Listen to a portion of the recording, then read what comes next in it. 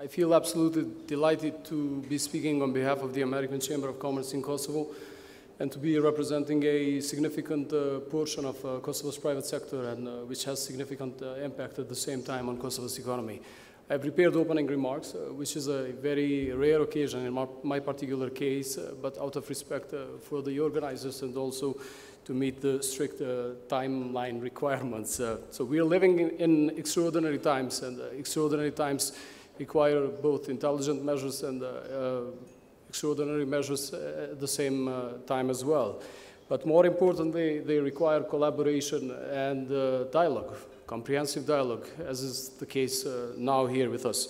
Hence, I could not think of a more proper time than for the Western Balkans in general and Kosovo in particular than this one chosen by Economist Impact to organize this summit in Kosovo.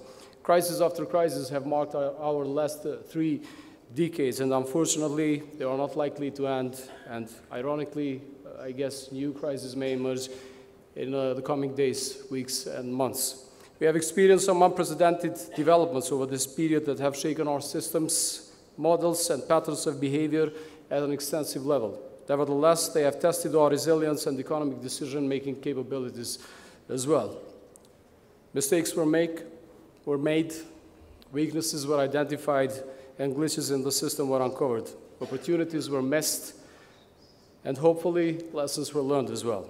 Constant global struggles and resilience remind me of a quote of the former US President Theodore Roosevelt, who said, "God is not having the strength to go on. It's going on when you don't have the strength." However, at times, the courage is not the most important thing, and it's not sufficient. We need to utilize our brains as well for a well-thought approach. The recent crisis is a reconfirmation that we need a new growth model. The ever-increasing natural disasters, on the other hand, remind us that we need a model that will enable a green growth as well, which was emphasized and underlined in this panel as well. It is time for an acceleration of the climate transition. I remember the early days of the outbreak of COVID-19 pandemic. In our dialogue with the government at that time, the Deputy Prime Minister was Minister of Finance, reiterating that Kosovo has an outstanding chance to restructure its economic growth model. We emphasized that manufacturers may have a unique opportunity to bridge the supply chain gaps, and luckily, it did become a reality. In 2019, Kosovo's exports amounted to around 383 million. Only a year after it, the exports grew to 20%. They doubled in 2021 compared again to 2019. Export is one thing, but meeting the local demand, on the other hand, is another thing, and an important one. All the recent crises we have experienced should have taught us that we need to strengthen our capacities to absorb more effectively the supply shocks.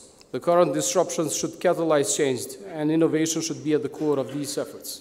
Ironically, again, growth trends will be affected by new unfavorable circumstances. Higher interest rates will slow down investment plans. Unsecure and more expensive energy supply will significantly impede further growth, as will the workforce shortages do.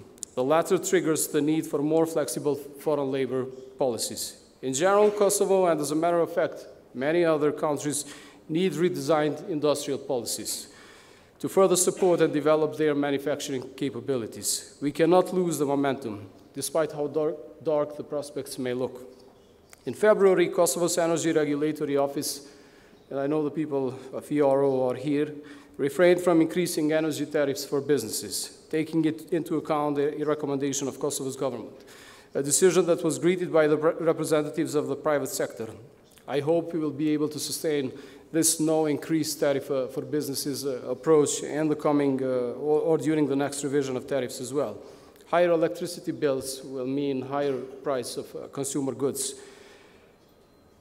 and ultimately will further shrink the purchasing power in the country. I hope we will be able to find a model again that works and works for all. Lastly, the potential global recession will put restraint on investors' ambitions, as it will force them to become more selective in terms of international expansion.